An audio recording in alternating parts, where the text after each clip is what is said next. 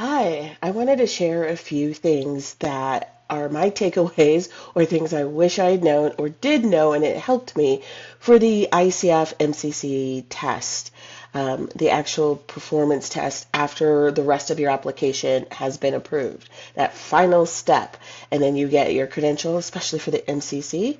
Um, it really boils down to two parts: the environment and the approach to the questions, because the case study questions, the answers are either not things that I would talk about or how I would approach things. And so that was very confusing. So there was a lot that went into helping me to approach that in a way that enabled me to pass and feel pretty decent about my process going through the whole thing.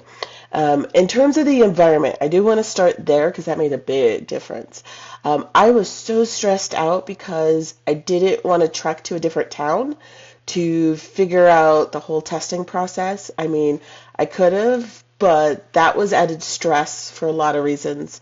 Finding a place within the place where I'm living, within the house that I'm living, was also a challenge to me, in part because I really keyed on the fact that there need to be no windows and nothing around you.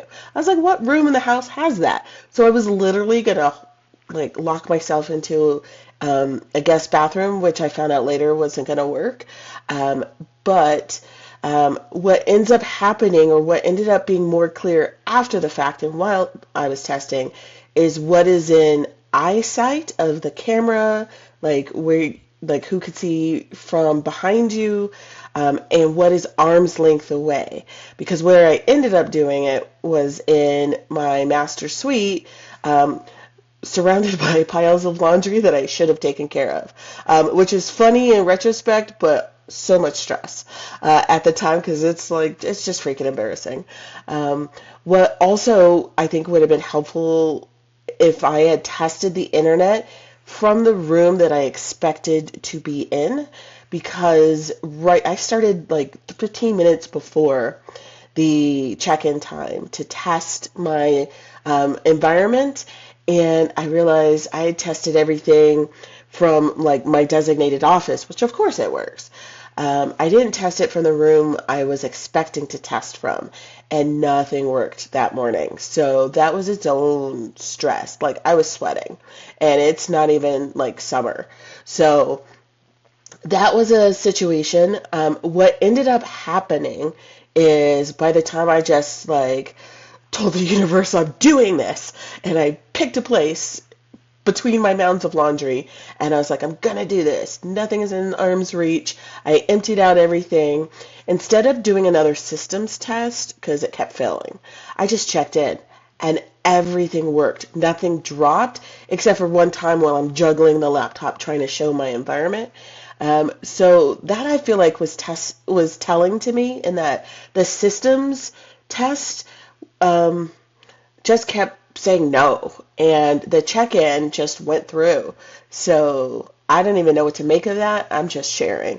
When it came to the approach for questions, I knew that I was just so tormented by which answer was best and which answer was worst, because I'd walked through different scenarios and different group and mentor sessions. What ended up really being helpful was the approach to the questions. One was that it had to err from the benefit of the client. So it couldn't just be client centered. If all things came to a head, it had to benefit the client.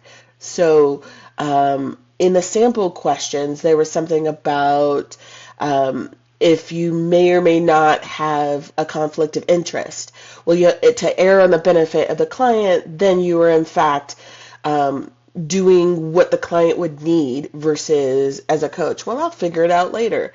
So that was a helpful scenario that I actually got from the Alyssa DeHart training. And then in my networking, I got to the part where somebody explained to me that it's about anchoring in the moment. And that person was my friend Karen, who just thought about it from that approach. So And thinking about it from the client benefit and from anchoring to the moment, that helped me to approach the questions in a way where the answers became more clear. More about the anchoring in the moment.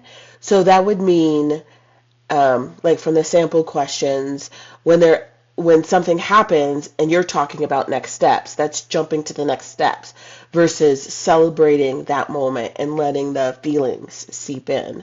That would be more of the anchoring to the moment. And that's actually going to improve my coaching because like I hadn't made that connection before. So those were two approaches that helped me with questions, and then between the environment and the approach, that was really what it took for me to pass that test.